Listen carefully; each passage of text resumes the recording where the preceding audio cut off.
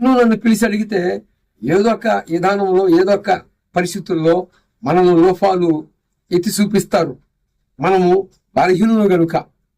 అలాగనే మనము మొక్కిన వారు మనం పూజించిన వారిలో కూడా పద్మ పురాణంలో మరి శివుల్లో లోపం ఉందని మరి సతీ మరి అనగా పార్వతీదేవి ఆమె సాక్ష్యం ఇచ్చింది శివుడి గురించి. అక్కడ గొడవ కూడా జరిగింది. ఓకే, ఇక్కడ బైబిల్ గ్రంథంలో మనుషుల్లో లోపాలు ఉన్నాయి, కానీ యేసు ప్రభు వారిలో లోపము లేదు. యోహాను సువార్త 8వ అధ్యాయము 46వ వచనము సాక్ష్యం ఇస్తుంది. ఏమని? నా యందు పాపము ఉన్నదని ఎవరు స్థాపిస్తారు? రాండి, నా మీద పాపం ఉందని ఎవరు నన్ను నేరం మోపుతారు? నాలో పాపం ఉందని ఎవరు తెలియజేస్తారు అని సవాలుకరంగా నిలబడిన వ్యక్తి ఎవరయ్యంటే ఒకే ఒక్క నరుడు, ఆయన దైవ కుమారుడు ప్రభువుని యేసుక్రీస్తు వారు. ఆయనే పాపుల రక్షకుడు.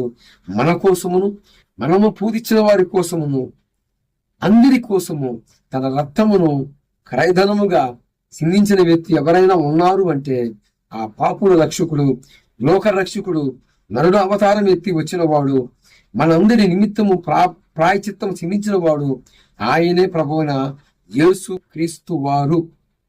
ఎందుకంటే ఈయన యందు పాపము లేదు అని ఆయన యొక్క దైవత్వము, తర్వాత ఆయన యొక్క వాక్కు ఆయన అందరిలోకి వచ్చి నిలబడి నా యందు పాపమున్నదని ఎవరు తెలియజేస్తారు అని కేకేసి మాట్లాడాడు.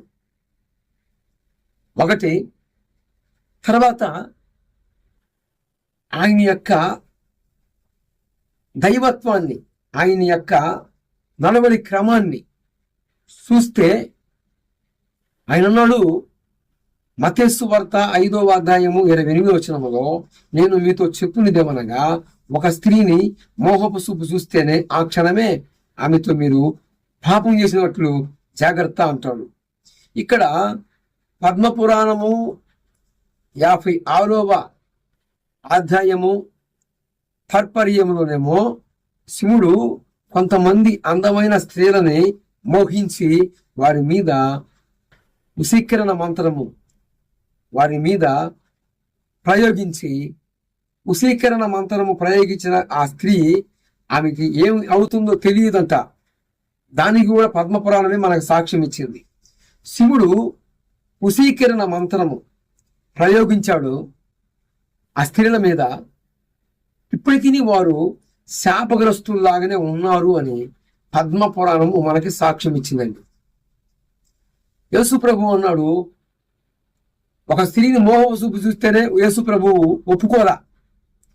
ఈయన దైవత్వం ఎక్కడ? మనలో లోపాలు ఉన్నాయి, మనలో రకరకాలైన పరిస్థితులు ఉన్నాయి. ఓకే, నన్ను గురించి మనం నా యందు పాపం ఉందని ఎవరు ఆరోపిస్తారంటే మన యొక్క రహస్య జీవితాలన్నీ బయట పెడతారు. ఒకవేళ ఏమి లేనప్పటికీ ఏది ఉన్నా మనం మనుషులు గనుక ఏదో ఒక విధానంలో ఈ యొక్క రంగుల ప్రపంచంలో తెలుసో తెలియకో దారి తప్పిపోతాం. అయితే మనం ఎవరినైతే పూజించామో వారు కూడా దారి తప్పిపోయారని పద్మపురాణము 44వ అధ్యాయము సాక్ష్యం ఇచ్చింది. పద్మపురాణము మరి 56వ అధ్యాయము సాక్ష్యం ఇచ్చింది. వెరసి మనము మొక్కిన వారిలో లోపాలు ఉన్నాయి, మనలో లోపాలు ఉన్నాయి. మరి ఏ లోపము లేనివాడు ఒకే ఒక్క నరుడు మనుషుడిగా భూమి మీదకు వచ్చాడు, దైవ కుమారుడు. ఆ లోపము లేనివాడు ఎవరంటే నేను ప్రకటిస్తున్న ప్రభువు యేసుక్రీస్తు వారు.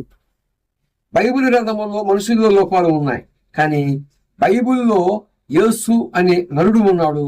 ఆయన సృష్టికర్తకి మనకి మధ్యవర్తి. అసలుకి ఈయనే సృష్టికర్త అని పరిశుద్ధ గ్రంథము 66 పుస్తకాల గ్రంథము సాక్ష్యం ఇచ్చిందండి. ఇదండి పరిస్థితి. ఈ కాంతి శర్మ అనే ఆయన పార్వతీదేవే సాక్ష్యం ఇస్తే ఒక క్రైస్తవుడు పాస్టర్ రాశాడంటాడేంటి?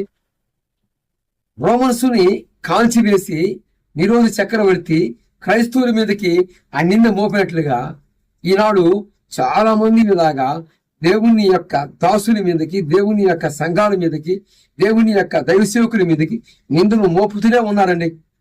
ఆనాడు నిరోధు చక్రవర్తి కాలం మొదలుకొని ఇప్పటి వరకు కూడా క్రైస్తవుల మీద నేరాలు మోపుతూనే ఉన్నారండి. ఇది వాస్తవము, ఇది నిజం. ఇప్పటికి నిందా ప్రచారము చేస్తూనే ఉన్నారు. అయ్యా, మన బడి మారాలి, ఆ బడి మారితే బతుకు మారిద్ది. ఒకప్పుడు మేము అదే బడిలో ఉన్నాము, మా బడి మారాము, మా బతుకు మారింది. ఈరోజు మా స్థితి ఏమిటో మాకు అర్థమైంది.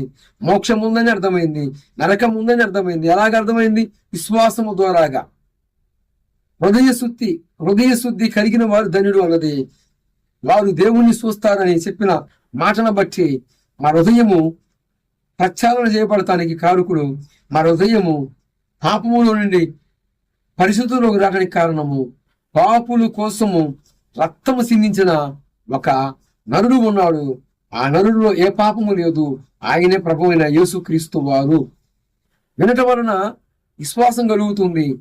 అంటే వినటం వలన అంటే దేవుని వాక్యం విన్నప్పుడు ఏమి జరుగుతుంది అంటే మనలోకి వచ్చి ఆయన తన కార్యాన్ని మొదలు పెడతాడు. అప్పుడు మన విశ్వాసము పెరుగుతుంది. ఎలాగంటే వినటం వలన వినిన తర్వాత దానిని, ఆ శక్తిని పొందుకోవటానికి విశ్వాసం ఉంచాలి. ఇదండి పరిస్థితి. ఇలాగ మేము వినటం వలన విశ్వాసం కలిగింది. తర్వాత దేవుని యందు విశ్వాసం ఉంచటం ద్వారాగన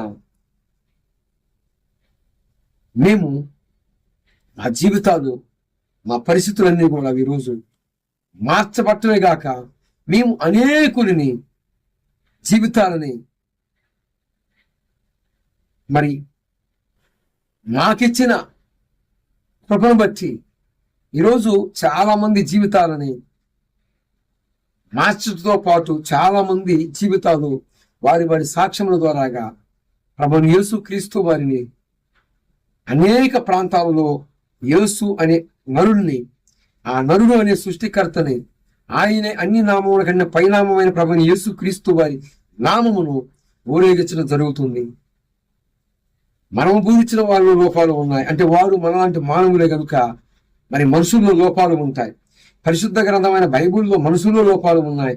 కానీ యేసు అనే నామములో, నరుల్లో ఏ లోపము లేదు. ఎందుకంటే ఆయన లోక పాపములు మోసడానికి వచ్చిన దేవుని గొర్రె పిల్ల. కలిసి ప్రభువునందు దేవుని బిడ్డలారా, ఆనాటి నుంచి ఈనాటి వరకు దేవుని ప్రజల మీద నిందను మోపుతూనే ఉన్నారు. కానీ అంతకంతకు వర్ధిల్లుతూ ఉన్నది కనుక మరి ఇకనైనా విశ్వాసం ఉంచండి. మీ కుటుంబాలు రక్షణ పొందును గాక. ఆమేన్, ఆమేన్.